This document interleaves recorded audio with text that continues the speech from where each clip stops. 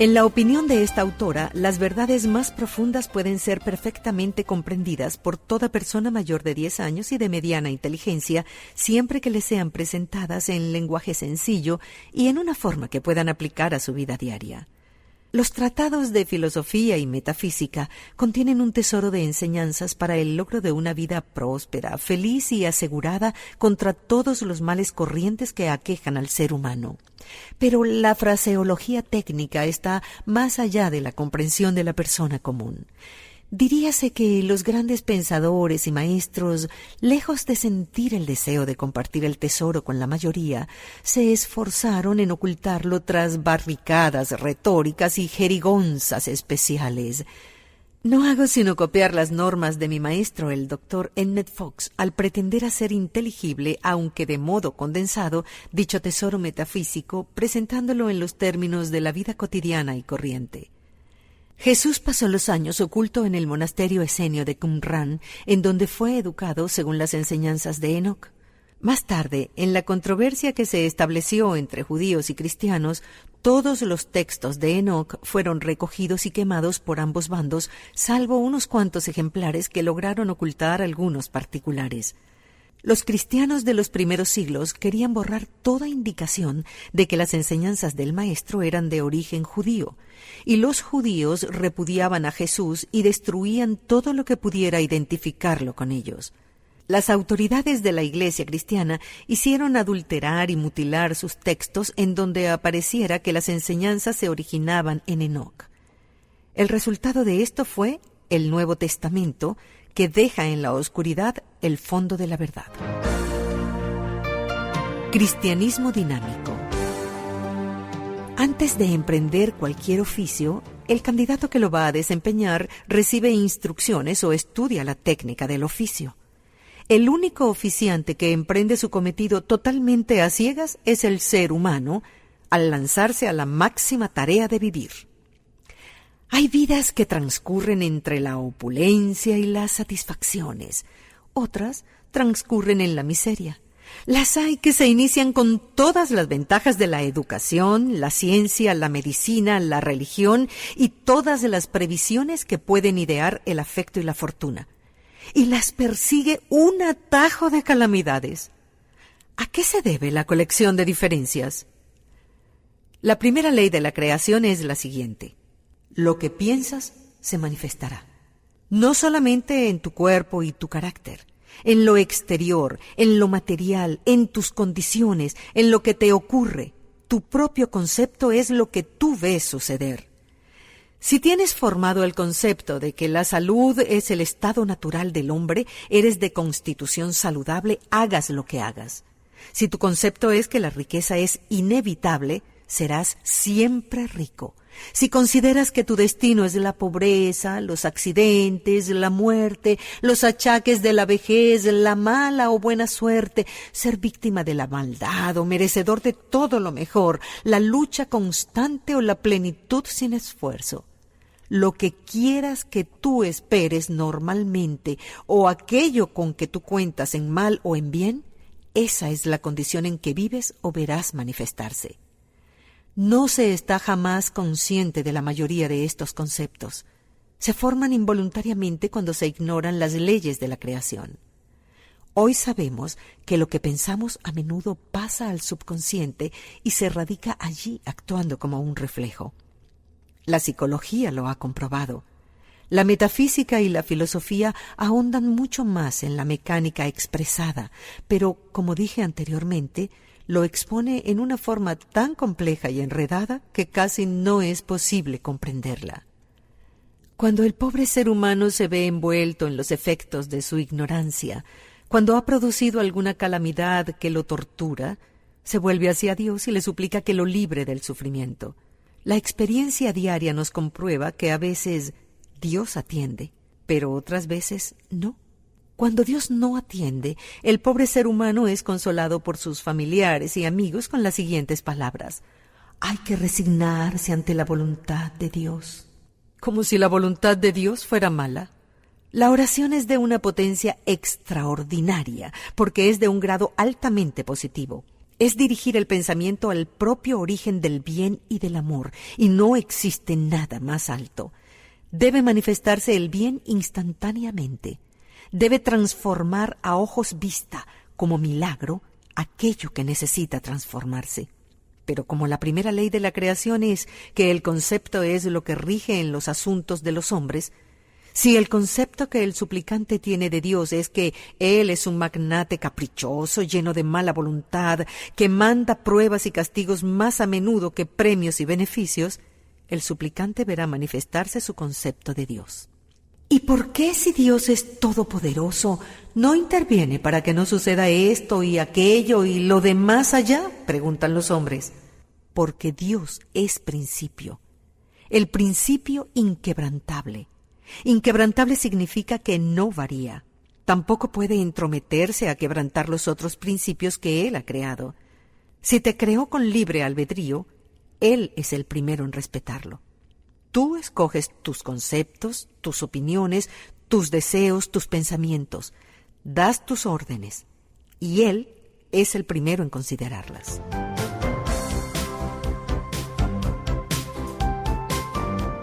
La fe.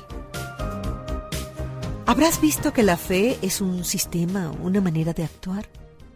La fe tiene dos nombres, fe y temor. Los dos son una misma cosa y una misma fuerza. Se le llama fe cuando se espera lo bueno. Se le llama temor cuando se espera lo malo. Así es, tan simple como suena. Cuando tú sientes temor, estás presintiendo algo malo, o sea, presintiendo, anticipándolo, esperándolo con todas las fuerzas de tu alma. Y Él no se hace esperar. Lo estás llamando y tiene que atender porque tú lo mandas. Todo pensamiento que va acompañado por un sentimiento se manifiesta más rápidamente y con mayor fuerza. Esto forma parte de la ley primera. El temor es un sentimiento muy fuerte. Por eso es tan terrible todo lo producido por la combinación del pensamiento y temor. Los accidentes de tránsito que producen la muerte o invalidez, los infartos, el cáncer, la úlcera estomacal y tantas otras atrocidades que aquejan a la humanidad ignorante. Por supuesto, te veo pensando en las causas materiales de todas estas cosas. Te veo protestando interiormente porque siempre se le ha dado importancia a la causa material. Por ejemplo, los gérmenes y microbios causantes de muchas enfermedades. Pero es que esos virus y gérmenes no son sino efectos a su vez y no causas. La causa original está en la mente. La fe es la otra cara de una misma moneda. Por una cara está el temor, por otra, la fe. La fe es positiva, el temor es negativo. La fe produce el aspecto bueno, el temor produce el aspecto malo.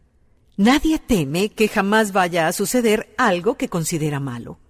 El pensamiento que está acompañado por la fe es bueno y se manifiesta más rápidamente y con mayor fuerza al igual que su opuesto. Es posible aprender a tener fe. Ella viene por el conocimiento. Al aprender a emplear la maquinaria de la fe, desaparece todo el temor. Ya sabes, pues, que el pensamiento negativo produce un efecto que llaman malo, que el pensamiento positivo produce el efecto que llaman bueno. Esos resultados malos, efectos del pensamiento negativo y del temor, son los llamados castigos que las iglesias y la gente buena han creído ser mandados por Dios. ¿Te das cuenta de la magnitud del error? Salomón dijo antes, y aún más claro, según piensas en tu alma, así es. Proverbios 23:7.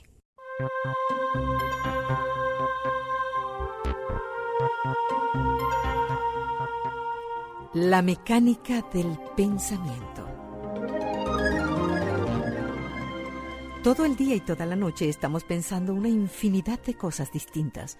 Pasa por la mente una especie de película cinematográfica constante pero desconectada. Entre tantas ideas diferentes nos detiene alguna que otra. A estas las contemplamos mentalmente, les damos vueltas, posiblemente las comentamos con alguien y luego volvemos a repasarlas más tarde. Esas ideas se convierten en imágenes mentales. La imagen mental es lo que pasa al subconsciente, se establece allí y vuelve, y es lo que llaman los psicólogos un reflejo. Los psicólogos no estudian sino los reflejos que gobiernan el comportamiento y las aberraciones mentales.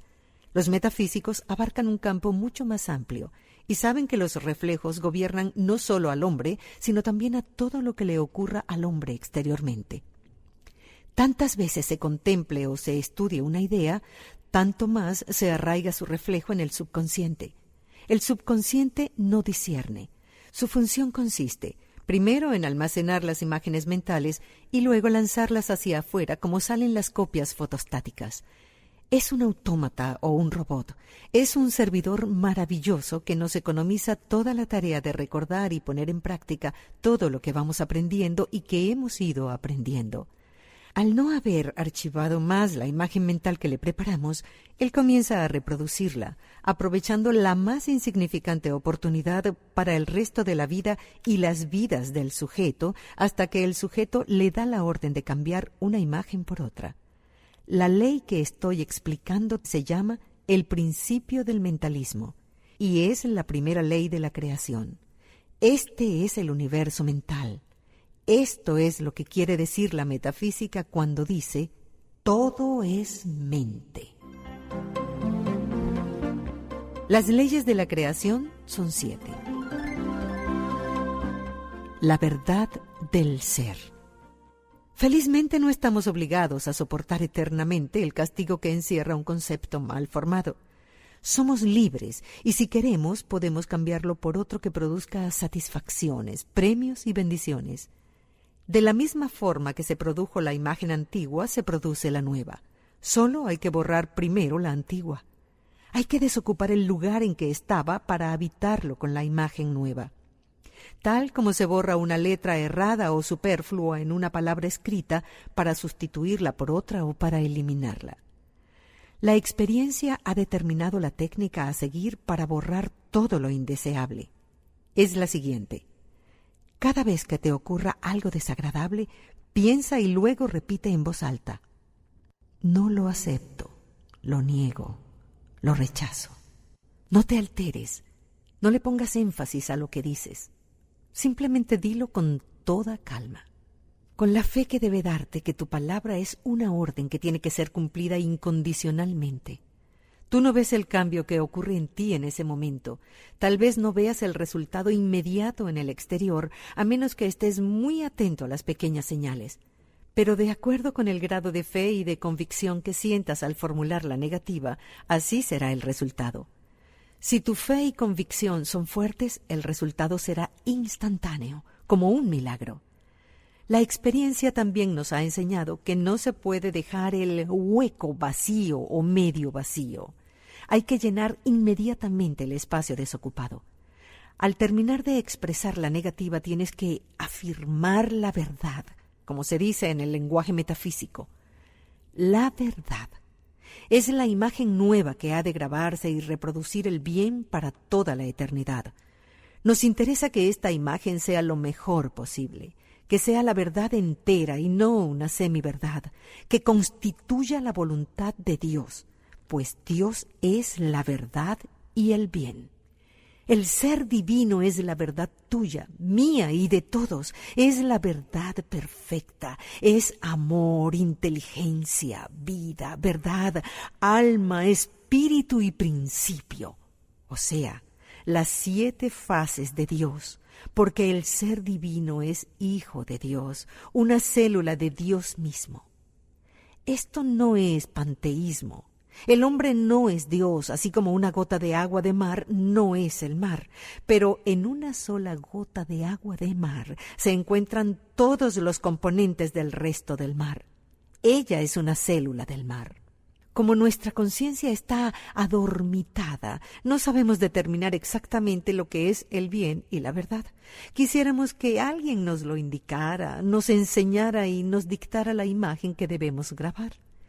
Ese alguien lo tenemos en el ser divino. Jesús dijo, «Conoced la verdad y ella os hará libres». Todo lo que hay que hacer al ir a formar una imagen nueva que sustituya a la vieja es recordar al ser divino, simplemente recordarlo. Al instante, Él inspira la nueva imagen. Digamos que te sientes resfriado. Ya sabes que ese resfriado es un reflejo. Si no te agrada el resfriado, no lo aceptas. Y luego recuerdas tu ser divino. Al transferir tú el pensamiento del resfriado a la verdad del ser, se enchufa en la verdad correspondiente y ves la nueva imagen que debes grabar. La imagen opuesta a la enfermedad es la vida. Yo soy vida. Debes decir en alta voz, yo soy la vida.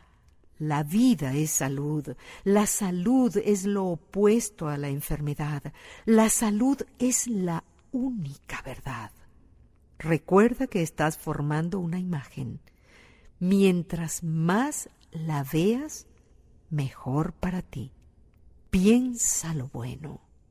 Esto es muy diferente de la autosugestión, pues esta solo consiste en repetir como un loro una frase estereotipada, optimista, siempre igual. La autosugestión no logra sino desflorar la superficie sin penetrar el asunto y sin conocimiento de causa.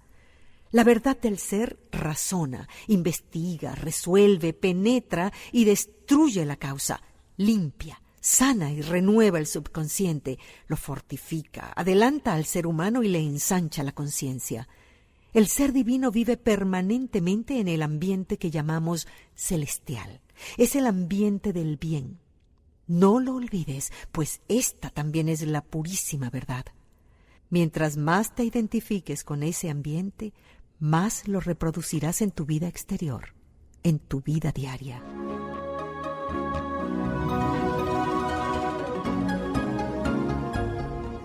Como es abajo, es arriba. Como dije al comienzo, mi empeño es el poner en los términos más sencillos el significado de los tratados metafísicos, filosóficos, psicológicos y de simbología religiosa tan oscuros para la mayoría y por lo tanto prohibitivos y desperdiciados en su totalidad, a pesar de que son un tesoro inapreciable. Y nada de lo que estoy exponiendo aquí es nuevo. Todo está dicho, descubierto y enseñado desde los tiempos más remotos. Solo está ignorado o mal comprendido. Cuando tú frunces el ceño y amarras la cara, se opera una reacción en la médula cerebral que baja junto con el fluido de la columna, se infiltra en el hígado después de haber pasado hasta allí por medio de un proceso que llaman de ósmosis. Una vez que ha entrado en el hígado, transforma la colesterina en bilis. La bilis altera el humor poniéndote amargo, y ese mal humor te hace amarrar la cara y fruncir el ceño. Es un círculo vicioso que te mantiene en el clima infernal en el cual el mal se encuentra a sus anchas, se alimenta y crece y atrae todo lo de su clase que esté flotando por ahí. Ahora invirtamos el proceso para ver lo que pasa. Al sentirte con el ceño fruncido y la cara amarrada, o al pasar por un espejo y constatar tu expresión, oblígate a sonreír y a relajar esos músculos apretados. Se lo debes a tu salud y a tu alma. Inmediatamente se transforma el fluido cerebroespinal. Cuando llega al hígado, actúa como un baño de gracia. Te sientes bien, alegre, respiras profundo, se te endulza la expresión. Estás en el clima celestial. Allí no prospera el mal, allí huye de él, allí no ocurre sino lo bueno. Tú escoges. ¿Vives en el cielo o en el infierno? Como es arriba, es abajo. Como es abajo, es arriba. Así lo dijo Hermes para explicar la segunda ley de la creación que se llama principio de correspondencia. Verás que el cuerpo y el espíritu se complementan. Tienen que andar juntos y actuar conjuntamente. No podemos divorciarlos. Si el ser humano está feliz, está sirviendo al ser divino. Si el hombre está infeliz, se aparta del ser divino y por lo tanto no está sirviendo a Dios, ya que el ser divino de cada hombre es una célula de Dios, o sea, el Hijo de Dios. La palabra. En el principio era el Verbo, y el Verbo era con Dios, y el Verbo era Dios, y se hizo carne y habitó entre nosotros. Así comenzó Juan el apóstol su evangelio. Hasta ahora se había creído que el Verbo no podía ser otro sino Jesucristo. No. Las 14 primeras estrofas de su evangelio las escribió Juan como una lección y como una afirmación metafísica para preparar su mente a lo que iba a decir, para que todo fuera de acuerdo con la verdad. El Verbo significa lo que es, la palabra, pero expresado en los términos poéticos y grandilocuentes que tanto gustaban en aquella época. La palabra es el pensamiento hablado, y en ese sentido la empleó Juan, convocando a la verdad para que hablara por él en sus palabras. Se hizo carne. Fue el decreto que se manifestara, y habitó entre nosotros. Es la reafirmación de este decreto. Al mismo tiempo es una información para la posteridad. En el principio. Jesús dijo: por tus palabras serás condenado, y por tus palabras serás justificado. Más claro no puede expresar la misma verdad. También dijo: no es lo que entra por su boca lo que contamina al hombre, sino lo que sale de su boca, porque lo que de la boca sale, del corazón procede. Otra diáfana manera de expresar la misma verdad. Sin embargo, nada de esto ha sido tomado en serio por las iglesias, y la gente continúa hablando tonterías sin darse cuenta de que cada palabra que pronuncia es un decreto que se manifiesta en ellos y en sus vidas. Sobre todo aquello de que la voluntad de Dios es algo desagradable y duro de aceptar. Te propongo que resuelvas un día poner atención a todo lo que digas durante ese día. Te sorprenderá la cantidad de decretos negativos que lanzarás. Una vez pronunciado el decreto, procede a manifestarse. Tenerse respeto y dignidad, aceptarse uno tal cual es, sin exigencias desmedidas, y comprender que fallar es humano y el perdonar es divino. Primero, pronunciar la palabra de verdad por uno mismo para poder pronunciarla por el prójimo. La palabra es el pensamiento hablado. Luego está regida por la primera ley de la creación, que en los textos clásicos se llama el principio del mentalismo. La vibración. El diccionario define la palabra vibración como un temblor rápido. La mayoría cree que solo del sonido procede vibración. Todo vibra. La vibración es medida por su velocidad, o sea, por el número de oscilaciones que ocurren en un segundo de tiempo, y la manera de expresarlo es: esta vibración tiene una frecuencia de un número, es decir, esto vibra a tal frecuencia. Entre los colores, el blanco, que es la reunión de todos los colores vistos en la luz, es el que vibra a más alta frecuencia. El negro es también la reunión de todos los colores, pero vistos a la sombra, y tiene la frecuencia más baja de todas, o sea, 0 frecuencia para nuestro entender. Los pensamientos emiten vibraciones, tal como las ondas que se forman en el agua cuando a ésta le cae una piedra y tiene color. Los pensamientos negativos son sombríos y vibran a baja frecuencia. La gente los llama pensamientos negros, y con razón. Los pensamientos positivos son luminosos, y a medida que se acercan a la verdad, van siendo más y más luminosos hasta que llegan a ser radiantes cuando expresan la verdad absoluta, que es Dios. Las altas frecuencias dominan a las bajas frecuencias. Los pensamientos de amor y buena voluntad son de color rosa iridiscente. El de la pasión sexual es rojo encendido. El color de los pensamientos de vida es amarillo. El de la inteligencia es lo que llaman hoy chartreuse, muy luminoso. Los de misticismo son color violeta, iridiscente y profundo. Cuando hay negatividad mezclada con estos colores, el tono se vuelve sucio. Las vibraciones mentales forman un aura de forma ovoide alrededor del cuerpo, y en esa aura se ve toda la composición de colores que emanan del pensamiento individual. El subconsciente limpio, positivo, produce una aura luminosa, multicolor, como el oriente de la perla. Como las altas frecuencias dominan a las bajas, ningún pensamiento negativo que viene de afuera puede penetrar en un aura y un ambiente positivo. Para que pudieran penetrar en la mente de un individuo, éste se tendría que poner a tono con ellos, o sea, que tendría que ponerse a pensar en forma negativa. La ley de atracción es inmutable. Ella ordena que todo atraiga su igual. Las imágenes que están grabadas en el subconsciente atraen irremisiblemente todo lo de su misma clase y repelen todo lo que no sea afín a ellas. Por eso es que si el concepto del individuo es bueno, no se ve sino el bien. Como no puede atraer lo que no es igual a su concepto, no puede acercársele nada malo. Y a la inversa. El individuo que está lleno de conceptos errados no le ocurren sino cosas malas porque no le es posible atraer otra cosa. Esa es la explicación del llamado contagio del pánico. El que ya conoce esta ley no se permite jamás el lujo de entretener en su mente una sola idea desagradable. Al pensarla, la rechaza, la compara con la verdad del ser y piensa inmediatamente en algo bueno. Espero que te habrás dado cuenta de la necesidad de mantenerse risueño, viviendo en el clima celestial. Piensa lo bueno y se te dará. Debido a esta ley de la atracción, al salir un pensamiento de la mente, busca a sus semejantes y se junta con ellos. Hay en la atmósfera grandes masas como nubes de pensamientos. Si el concepto colectivo de una ciudad es pesimista, las nubes son gris oscuro.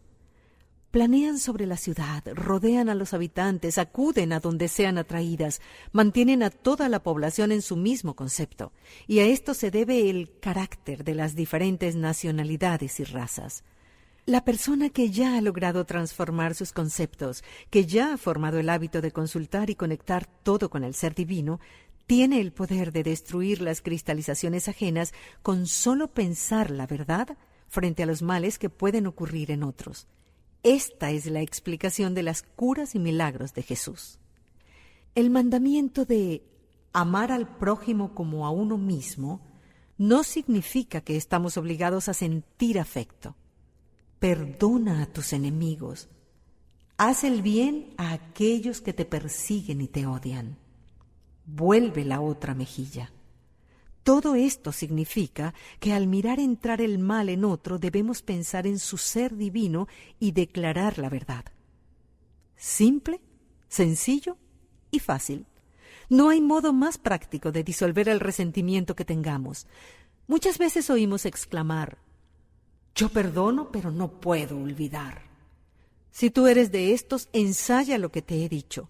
No tienes necesidad de dirigirte a la persona que te ofende. Dirígete a éste y al instante sabrás cuál es el tratamiento que debes dar, o sea, que te vendrá a la mente el aspecto de la verdad que debes invocar. Contra el odio y la inarmonía, el amor. Contra la enfermedad y la amenaza de muerte, la vida. Contra la estupidez, la inteligencia. Contra el desorden, el principio. Todo esto es la verdad. El pensamiento que se torna a la verdad vibra a la más alta de las frecuencias y ninguna otra frecuencia menor la puede dominar. Solo hay un peligro: permitir que se mezcle la impaciencia o la ira con un pensamiento de la verdad. Todo trabajo espiritual tiene que ser hecho con calma. Mi maestro exigía aún más. Recomendaba que todo trabajo espiritual fuera hecho como quien pinta un cuadro sobre una tela de araña. Esto se debe a que las vibraciones del pensamiento espiritual son de tan altísima frecuencia y de un poder tan grande que hay que manejarlas con gran delicadeza. La vibración es la tercera ley de la creación.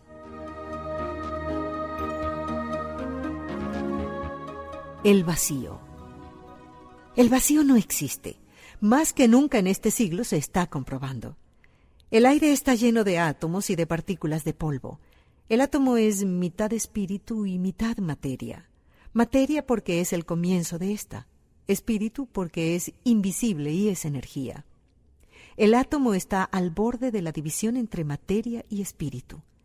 La naturaleza no soporta el vacío. La naturaleza tampoco soporta el desperdicio. Todo está en proceso de convertirse en algo útil.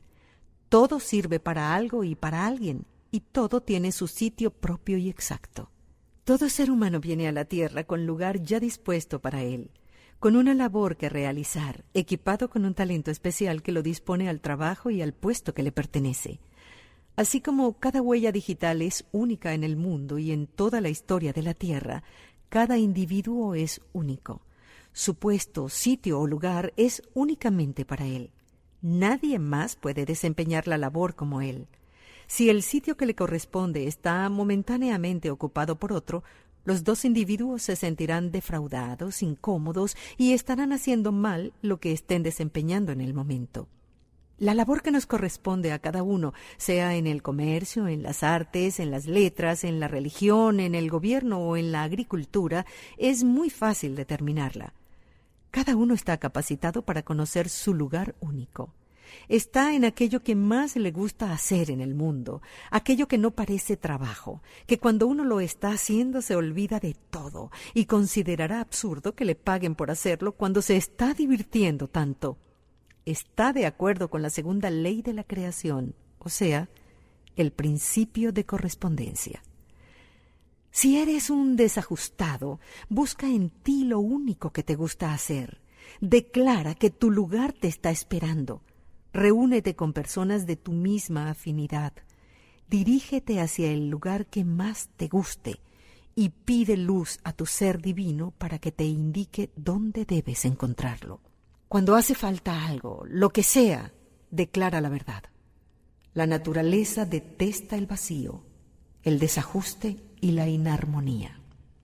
Verás aparecer el complemento de alguna manera. A alguien le falta lo que a ti te sobra. A alguien le sobra lo que a ti te hace falta. La oferta y la demanda es la parte de la cuarta ley de la creación, que es el principio del ritmo.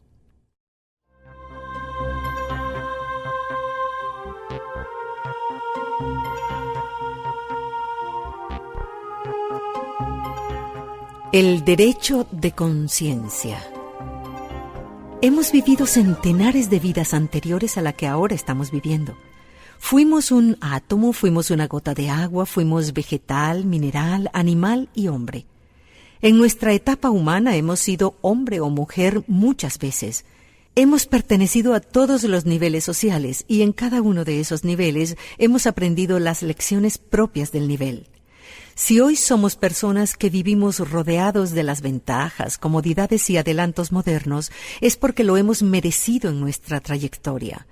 Cada objeto que poseemos por herencia, por compra o por regalo, lo tenemos ahora porque en alguna vida anterior aprendimos a usarlo y nos habituamos a él. La imagen de ese objeto es ya un reflejo en nuestro subconsciente y, a menos que nosotros mismos la disolvamos, el objeto lo tendremos siempre con nosotros, ese u otro igual. Este derecho adquirido se llama en el lenguaje metafísico el derecho de conciencia. Significa que no es posible perder jamás, ni es posible que se nos pueda robar un objeto cualquiera, ni una joya, ni un dinero, absolutamente nada. ¿Cómo se puede perder ni ser robada una imagen que está grabada en nuestro subconsciente?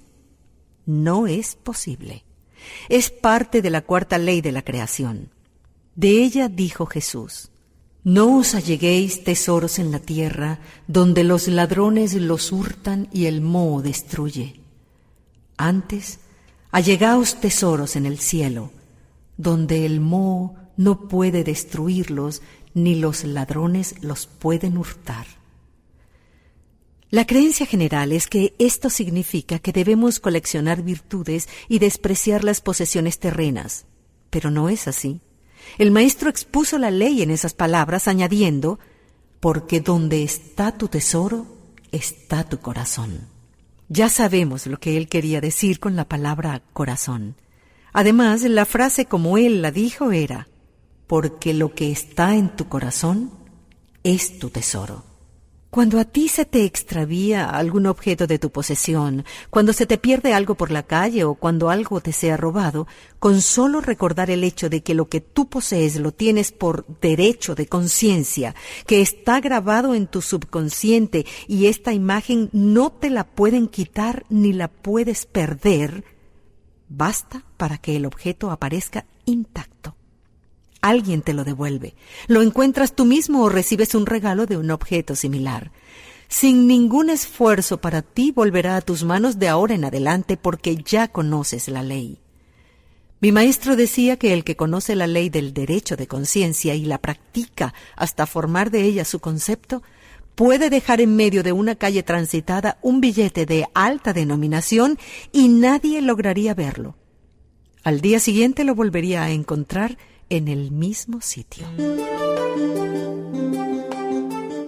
Polaridad. No hay un solo deseo tuyo que no puedas realizar. Todo aquello que tú consideras imposible de obtener, aquello que juzgas demasiado bueno para que te ocurra, es precisamente lo que más deseas en el mundo. El deseo está en el fondo de tu corazón. Lo único que no lo deja surgir es el temor, las dudas y los decretos negativos que haces constantemente. Muy especial ese decreto. Es demasiado bueno para que se manifieste. Cambia de polo. Hasta ahora has estado actuando de fijo en el polo negativo. Cámbiate al polo positivo. Esto lo haces de la manera siguiente. Declara de una vez que tú has terminado de utilizar los conceptos de ayer, que hoy eres una persona nueva, distinta, que reclamas tu bien, que lo deseas y estás esperando que comience a manifestarse ahora mismo. Declara que ya no quieres vivir más en el ambiente del mal, sino en el ambiente del bien. Decreta la verdad de que por virtud de tu deseo y tu palabra expresada, ahora mismo, ya estás viviendo en el polo positivo y niégate a aceptar ninguna duda al respecto. Ahora procede de la siguiente manera. Cada vez que expreses un deseo, di: yo deseo tal cosa, en armonía para todo el mundo, y si es voluntad del Padre. Gracias, Padre, porque ya me has oído. De esta manera no podemos causarle ningún inconveniente a alguien. Como nuestras vidas están entrelazadas, el bien tuyo podría constituir el mal de otro. No te antojes jamás de algo que otro posee. No es necesario despojar a nadie para satisfacer nuestros deseos. Todo lo que puedas anhelar ya existe en tu propio caudal. Reclama tu propio bien. La bendición. Haz la prueba tú mismo ensayando lo siguiente. Pon 2 plantas, una al lado de la otra. Riégalas a las 2 todos los días, pero escoge una de las 2 para bendecirla y alabarla. Dile muchas cosas bonitas. Ámala. A la otra, cuídala, pero no la bendigas ni la alabes.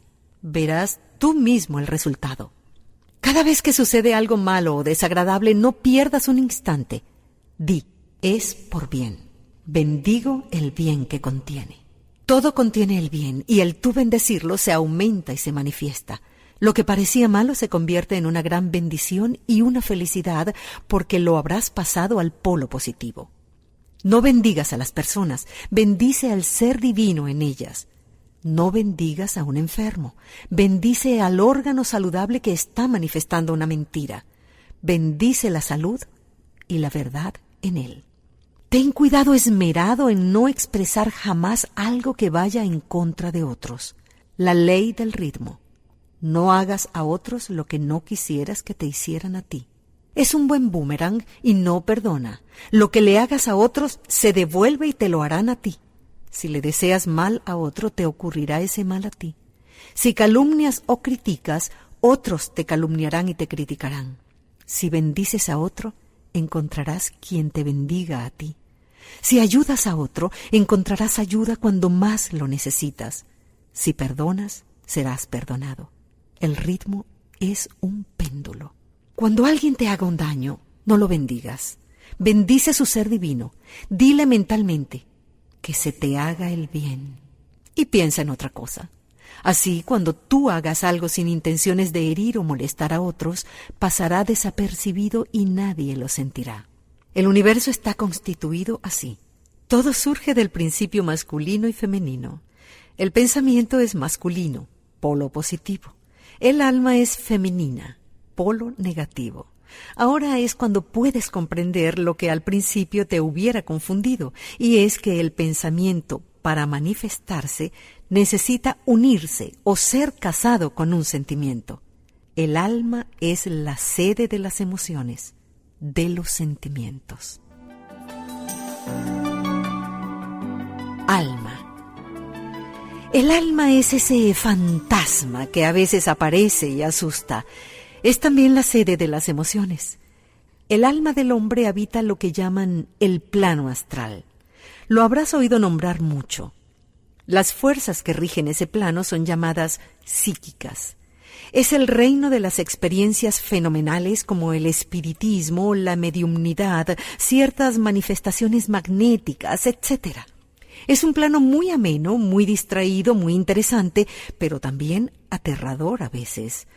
Pocos de los que se dedican a estudiarlo, deslumbrados por sus manifestaciones misteriosas, pasan de allí. No adelantan ni espiritual ni materialmente, a pesar de que todos viven bajo la ilusión de estar en la verdad. Jamás ningún estudiante del plano astral es feliz, ni sano de cuerpo, ni rico. No logran dominar sus problemas ni sus defectos.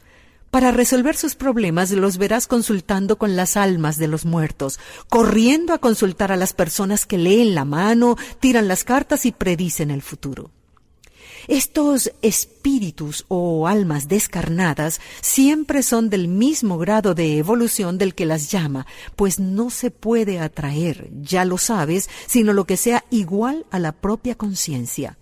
Los consejos que reciben son contradictorios, de acuerdo con la opinión del espíritu que los está impartiendo, y llevan a sus víctimas de la confusión al desastre. El ser astral es humano.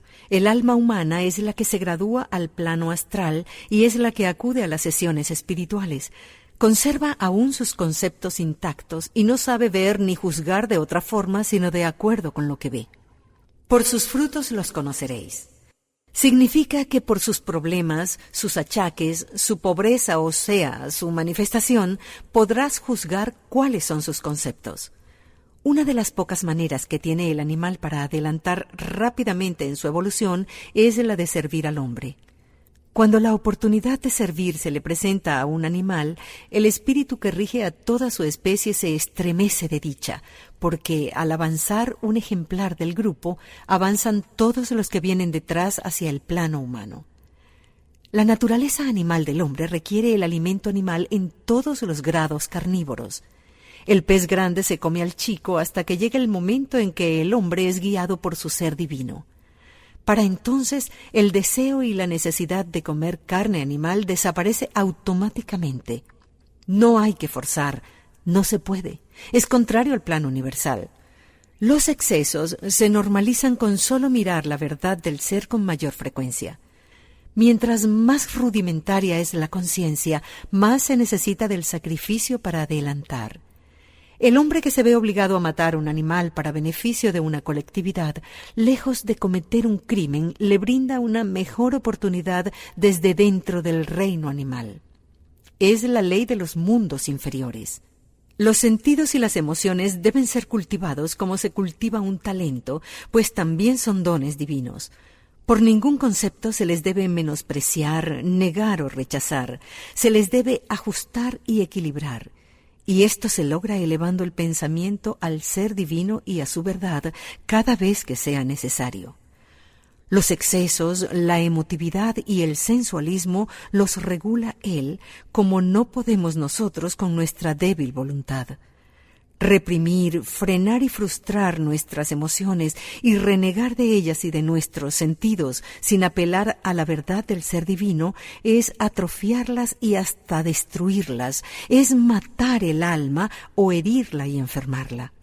Cuando esto sucede, se retrograda el ser humano al plano animal o pasa varias vidas tratando de recuperarlas.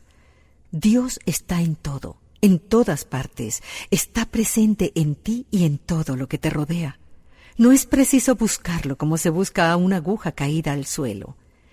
El Salmo 46 dice: Callad y sabed que yo soy Dios. Y es todo lo que hay que hacer, saberlo presente, pensarlo. Se contacta a Dios pensando en Él, nada más. Practicando la presencia de Dios es como se llega a verlo, sentirlo y acercarse a Él, tal como practicando en el piano se llega a virtuoso. Los fantasmas y las apariciones que se ven en las casas muy antiguas son los cuerpos astrales de personas que vivieron allí. Desalojados de sus cuerpos físicos, sus mentes continúan viviendo en el pasado y no se pueden desprender de él. No están conscientes de que los ven. Viven la vida y ven la casa como era cuando ellos estaban entre los humanos, con todos sus conceptos intactos. Son 7 los planos o estados de conciencia. Cada plano comprende 7 subplanos. El hombre va avanzando de uno a otro con cada expansión de su conciencia. El plano mental es el estado de conciencia superior al plano astral. Luego le sigue el plano espiritual, que es el más alto que podemos conceptuar. Conocemos muchos de los ascensos que se adquieren en este plano, pero para nuestro propósito no es útil entrar a enumerarlos. Aquí estamos estudiando el plano mental y el espiritual, o sea, las leyes que rigen para alcanzarlos aquí mismo en la tierra.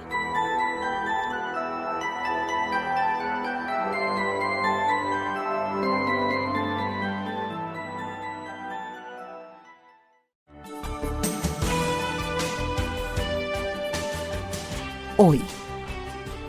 Ayer murió. Mañana no ha nacido aún. No podemos contar sino con hoy. No podemos traer el futuro al presente. Tenemos que esperar a vivirlo. Para eso tenemos que vivir hoy plenamente y de la mejor manera. Y así se prepara el mañana. Hay que estar conscientes de hoy, vivir hoy y gozarlo. Mañana, olvidarlo. Muchas personas viven llorando el pasado, pensando desconsoladas en algo que ya murió. Mirando siempre hacia atrás, no solamente se está inconsciente de lo bueno que se tiene al frente, sino que se trae todo lo malo del pasado al presente, como quien insiste en quedarse en un cuarto oscuro y pestilente, teniendo al lado una habitación aireada y soleada. Por el mismo hecho de que el pasado sí es posible traerlo al presente, es que se recomienda dar las gracias por todo tratamiento como si éste ya hubiera sido manifestado. El tratamiento debe ser siempre hecho en el presente, debe esperarse para hoy. No funciona cuando se lanza hacia el futuro. El futuro no ha sido creado aún en términos terrenales. Dios vive en un eterno presente. Esto significa que se debe vivir solo al día. La previsión es positiva, el sentido común expresa la sabiduría divina en la tierra, pero no hay que vivir en el pasado ni temer al futuro. Emerson dijo: no hay nada a qué temer, sino al temor. El día de hoy siempre trae todo lo que él va a necesitar. Los gastos de hoy siempre están cubiertos y las angustias monetarias siempre son por algo futuro, jamás por el pasado ni por el inmediato presente. Si te encuentras en un aprieto de dinero es porque anticipaste esa circunstancia en el pasado motivado por tu concepto. Eleva tu pensamiento al ser divino. Con amor, descarga tu peso en él y verás solucionarse el problema milagrosamente. No olvides dar las gracias antes y después. Ídolos. Ídolos o falsos dioses son el temor, lo inevitable, el destino, el mal, la mala suerte, la buena suerte, el microbio, el virus, la enfermedad, el peligro, la flaqueza humana, la maldad humana, los celos, la traición, los accidentes, la muerte, la lucha, el dinero, todo aquello que tenemos que soportar y todo aquello sin lo cual no se puede vivir. La lista es mucho mayor, pero con lo dicho basta para sentar la idea. Todo aquello a lo cual tememos es un ídolo. Le estamos rindiendo culto al temerle, culto por encima de Dios. La muerte. Más del fruto del árbol de la ciencia, o del conocimiento del bien y del mal, no comerás, porque seguro si comieres, de él morirás. Génesis 2. Es la primera mención de la muerte en el texto que dejó Moisés. Dios advirtió que la muerte vendría si se comía el fruto del árbol del conocimiento del bien y del mal. Primeramente, en la Biblia y en las metafísicas, comer es el símbolo de pensar, es decir, cuando se come, se apropia la comida, se mastica, se traga y se asimila. El fruto de este proceso no se debe comer. En el proceso digestivo, solo a los niños muy pequeñitos se les ocurre comer el excremento. El fruto del proceso mental es la manifestación exterior, o sea, las circunstancias y las experiencias producidas por las imágenes que tenemos en el subconsciente. Esto es el fruto. El árbol del conocimiento del bien y del mal no es un árbol que exista en alguna parte. Es una figura simbólica que describe exactamente el proceso mental y las leyes que lo gobiernan. Al tener nosotros el conocimiento de las leyes de la creación expuestas ya en los capítulos anteriores, somos el árbol que produce el fruto de ese conocimiento. Se nos advierte en el texto de Moisés que no comamos el fruto que producimos, o sea, que no vayamos a juzgar por lo que vemos producido en el exterior, que no vayamos a formar conceptos erróneos basados en lo que vemos suceder, porque lo que sucede no es sino el fruto de un conocimiento interior nuestro, bien sea un conocimiento basado en el bien o un conocimiento basado en el mal. De nuevo, que no formemos una opinión basada en lo que vemos, pues esto sería comer el fruto. Consultemos con el Ser Divino, y Él, la verdad, nos dirigirá siempre en línea recta. Todo esto es explicado por Kant. Es ininteligible para todo el que no sea altamente erudito, y aún a los eruditos se les escapa la clave porque están pletóricos de imágenes basadas en conocimientos intelectuales. El conocimiento intelectual es un tirano que no permite el paso ni permite levantar cabeza a las ideas espirituales. En la Biblia llaman a la idea espiritual un niño porque es pura y no conoce la malicia.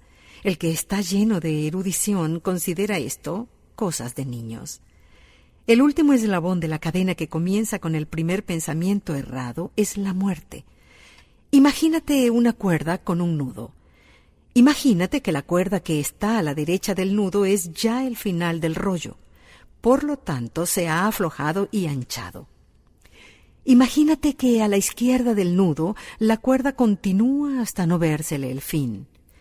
Imagínate una hormiga parada en el centro del nudo viendo hacia dónde se dirige. Al fin se decide por la cuerda de la derecha porque ve que es más ancha y más cómoda. Al llegar a la punta, caerá en el espacio. Si atina a decidirse por la cuerda de la izquierda, a pesar de ésta ser más angosta, se amoldará pronto y continuará firme y segura para siempre.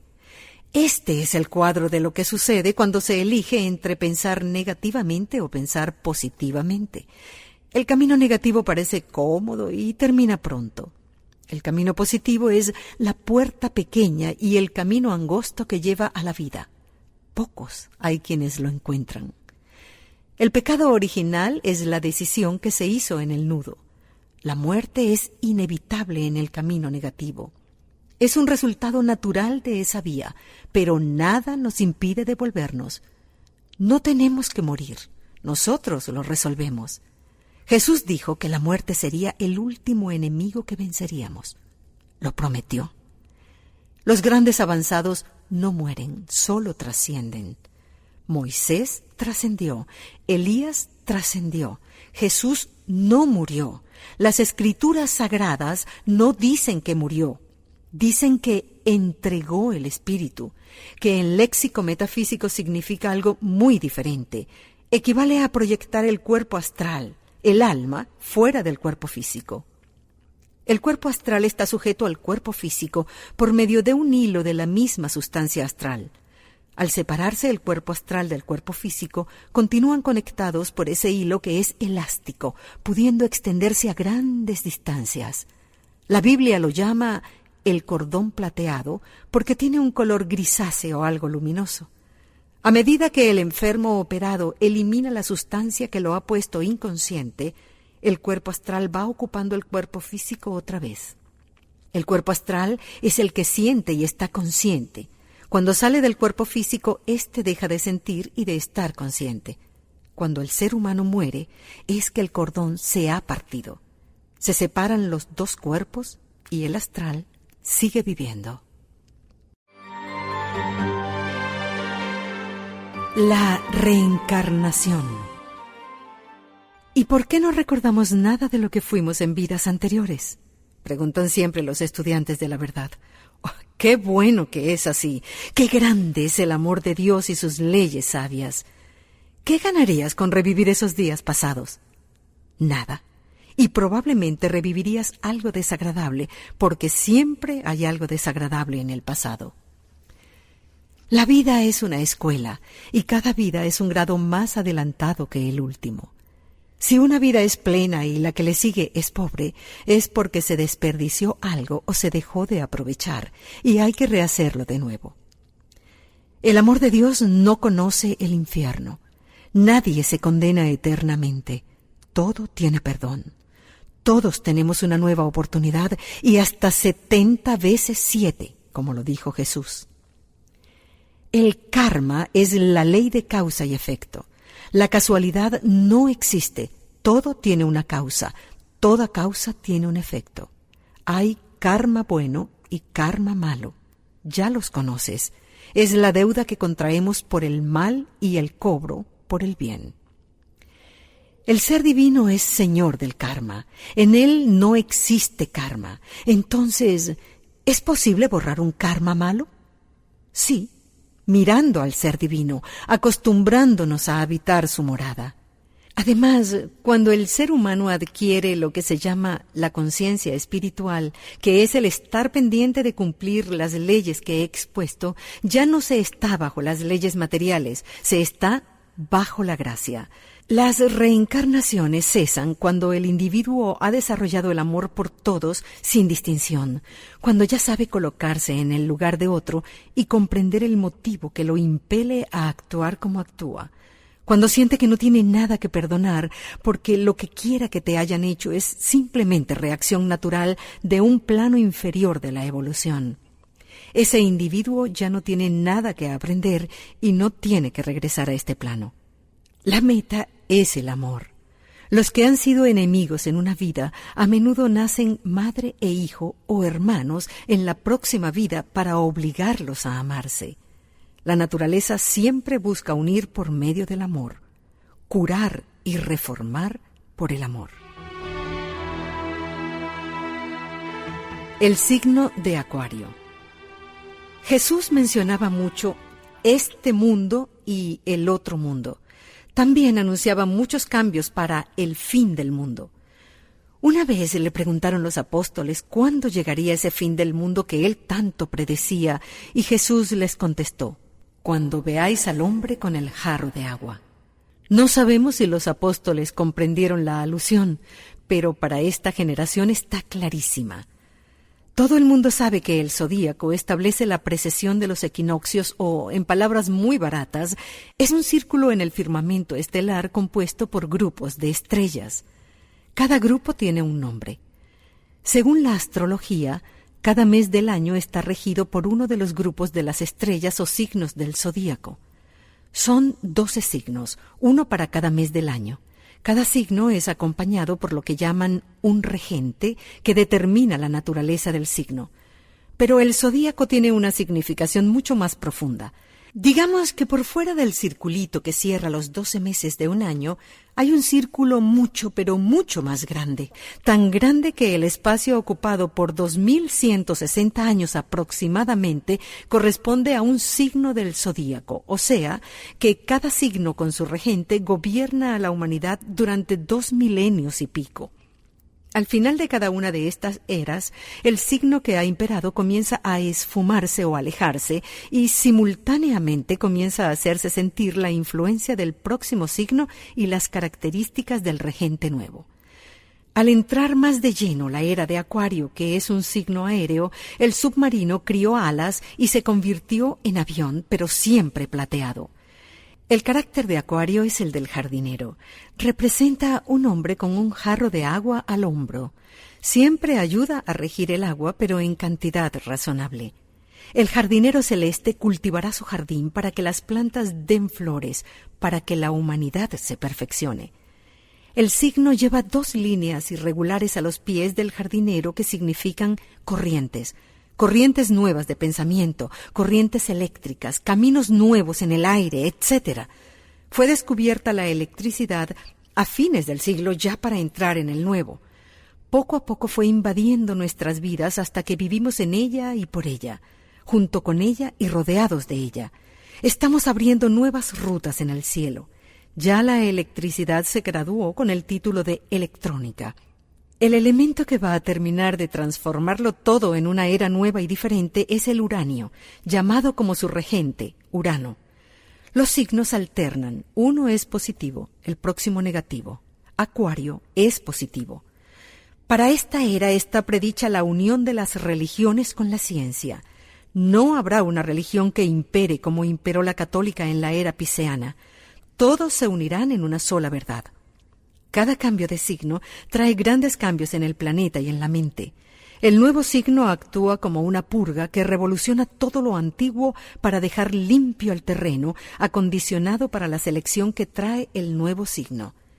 El color de este signo es el blanco, es la era espiritual, y en la historia de la humanidad será la más grandiosa que haya imperado. Las señales que estamos viendo tan alarmantes, tan perturbadoras, no significan sino que Urano, llamado el Destructor, está efectuando su limpieza a mano armada. La destrucción es muy buena cuando rompe todo lo malo y viejo para dejarle el puesto a lo nuevo y bello. Eso es lo que está haciendo Urano. ¡Bendito sea! La era de los patriarcas bíblicos se distinguió por el pastoreo. Era el signo Aries, la cabra. La era de los egipcios, el signo Taurus, estaba influenciada por el toro. Eran criadores de ganado y adoraban al toro. En esta nueva era no habrá más dirigentes máximos. Desaparecerán los papas, los gurúes, los imperators, los grandes maestros, etc. Cada cual regará su propio jardín dirigido por el Ser Divino, el Mesías, el Cristo